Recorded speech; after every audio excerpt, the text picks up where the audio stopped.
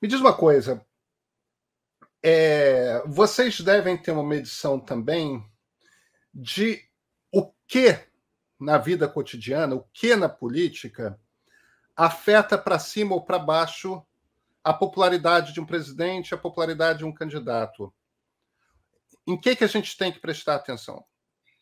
Olha, essa é uma ótima pergunta e eu sempre falo que o bolso do eleitor é fundamental, né? Então, por exemplo, nos modelos americanos, o pessoal olha sempre para a renda disponível, para o PIB, não no momento da eleição, mas ali no segundo trimestre do ano, 6 meses antes ou 6 meses, ou 6 meses a um ano antes da eleição, né? Por quê? Porque aquele que está no governo, ele pode, inclusive, tentar artificialmente inflar a sensação de bem-estar da população, né? E aí é racional para o eleitor, se ele está se sentindo... Vamos assumir uma coisa, né? Nós aqui adoramos política, nós queremos acompanhar a política, mas a maior parte da população não é nem racional você ficar acompanhando todo dia, né? Então você precisa ter alguns índices que façam você tomar sua decisão, né? Em países como os Estados Unidos, o maior preditor é partidarismo, né? Eu sou republicano, eu vou votar qualquer que seja o candidato, eu sou democrata, mas mesmo lá, a questão da melhoria econômica, e o pessoal usa isso desde a década de 80, né, da sensação, é um grande preditor. Para você ter uma ideia, usando essas 10 mil pesquisas, o Daniel caiu muito de cabeça nisso nos últimos meses, né? A gente tentou isolar o efeito, por exemplo, de uma mexida no câmbio de desemprego, né? Então, por exemplo, vamos assumir que hoje, dada a situação, eu te disse que o Bolsonaro está com 25 de aprovação positiva, 54 de negativo, né? Vamos dizer que nesse momento, então mantendo, vamos pensar num mundo paralelo que fosse tudo exatamente igual como hoje, com a diferença de que o câmbio tivesse em 7 e não no estágio que está. Ele perderia por volta de 2 a 3 pontos de popularidade só com essa mudança. Mas vamos dizer que o câmbio caísse para 4, melhorando o poder de compra ou afetando a inflação. A subida seria mais rápida, seria entre 3 e 4 pontos a mais de popularidade. Também isso é um dado do modelo, tá? Então vamos dizer assim, mesma coisa, vamos dizer que está tudo igual, mas o desemprego hoje subisse a 18. A gente também teria um efeito na avaliação positiva entre 2 e 3 pontos para baixo. Mas vamos dizer que o desemprego caísse a 10. Seria mais rápida a recuperação da popularidade, seria lá para os 31 pontos percentuais, né? Então, a sensação econômica, ela é uma coisa... Porque faz aquele diferenciação de se eu quero mudar quem está no poder ou se eu quero continuar quem está no poder, né? Então, eu olharia esses dados, inflação também é importante. A gente fala que o modelo não convergiu para a inflação, porque inflação tem variações muito rápidas e o modelo não conseguiu cuspir uma informação precisa de qual seria o impacto. Estamos trabalhando nisso. Mas como o câmbio e como o desemprego também tem a ver com esses dados, ele já dá uma ideia para você de qual é o impacto que é possível medir, né? Então, o que você está dizendo, em essência, é o seguinte: uma alta no desemprego, uma alta no dólar, tem impacto negativo na popularidade do presidente, mas esse impacto acontece devagar. Exatamente. Enquanto que uma melhora no desemprego, ou seja, o desemprego cai, o dólar cai, o impacto no aumento da popularidade do presidente vem mais rápido.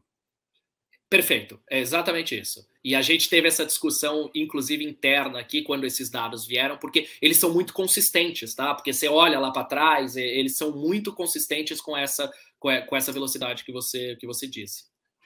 Agora, Fernando, aí imediatamente o que me vem à cabeça é o seguinte: a gente, gostando-se ou não disso, como é que Dilma Rousseff, por exemplo, se reelegeu? Principalmente nos últimos 6 meses do primeiro mandato dela, ela camuflou dívidas públicas, né? Usando bancos públicos. Foi também o motivo que levou, porque ela continuou fazendo isso no segundo mandato, Foi isso que levou a ela, pode-se discordar ou não de seja que isso seria um caso para impeachment, mas o que levou ao impeachment foi justamente essa camuflagem das contas públicas. Ou seja, presidentes da República têm ferramentas para, principalmente nos últimos meses do ano, fazer parecer com que a economia esteja melhor do que ela de fato está. Em geral, quando esse tipo de coisa acontece, você gasta um dinheiro que você não tem para gastar para fazer essa camuflagem e a coisa desmorona pior depois. Mas no momento da inflação você consegue, no momento próximo da eleição, você consegue de repente faturar uns votos que você não faturaria se você deixasse a coisa fluir normalmente.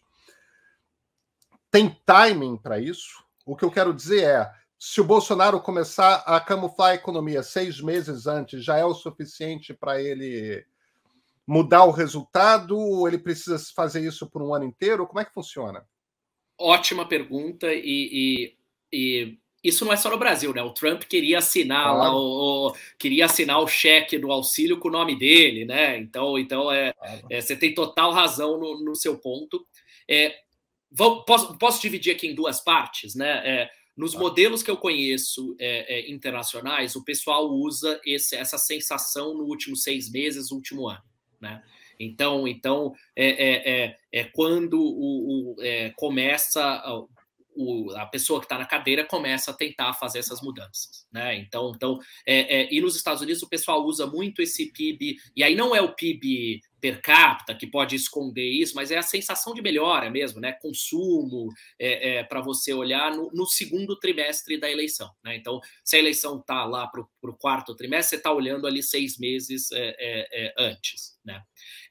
Aí deixa eu te dar um outro dado que eu acho muito interessante, que foi uma descoberta que a gente teve quando a gente plotou esse agregador de popularidade presidencial desde o Sarney, né?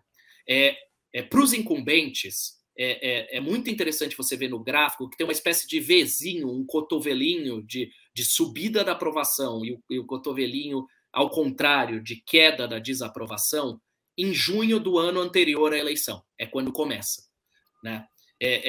Então, junho do ano anterior à eleição, e é muito interessante que esse Vzinho aparece para o Lula 1, para o Fernando Henrique 1 e para Dilma 1. Tá? É quando começa, né?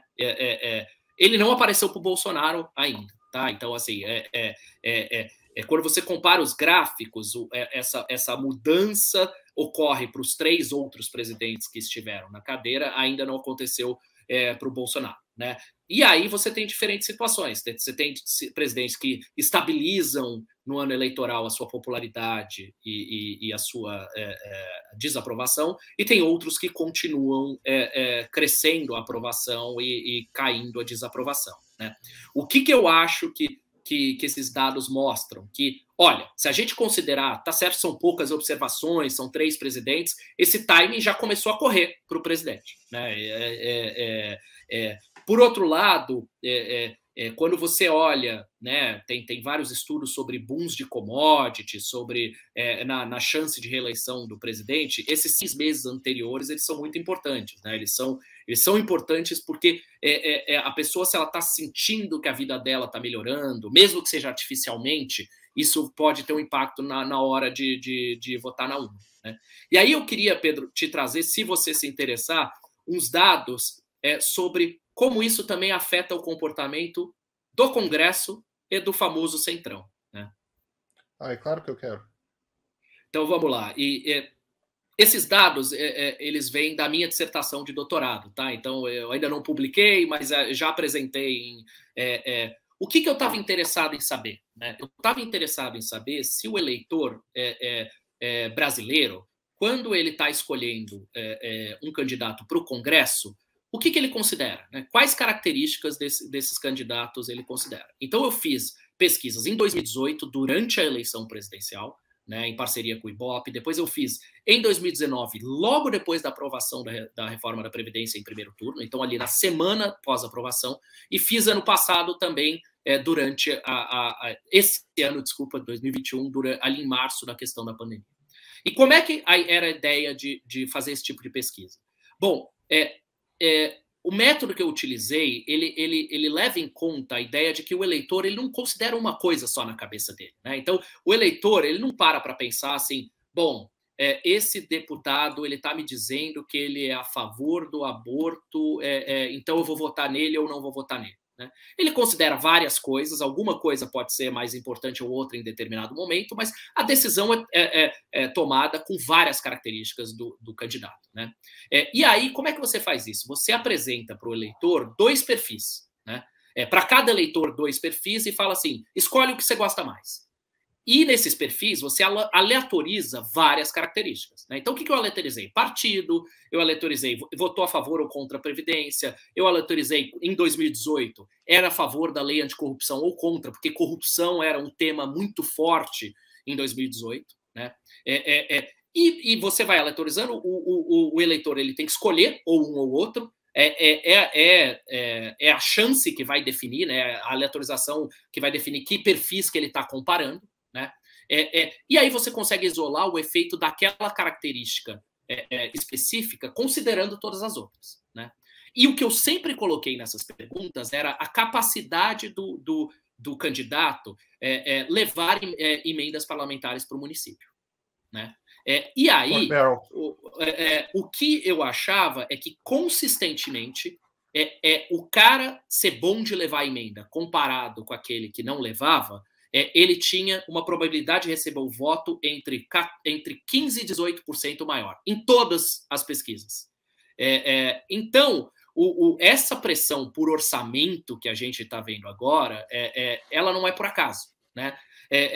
E para o executivo tem o interesse de não só ter a base coesa, mas talvez tenha o interesse de melhorar a sensação da vida do eleitor também. Né? Então, sistematicamente, eu achei esse efeito, dependendo do timing da pesquisa, pode ter também, né, variações ali entre 15 e 18 pontos percentuais E aí a comparação aqui com o eleitor que está comparando o cara que é bom de trazer emenda com o que não é, mais todas essas outras características. Né? Então, por exemplo, a questão da lei anticorrupção, quando você bota dentro dessas várias características, não deu efeito.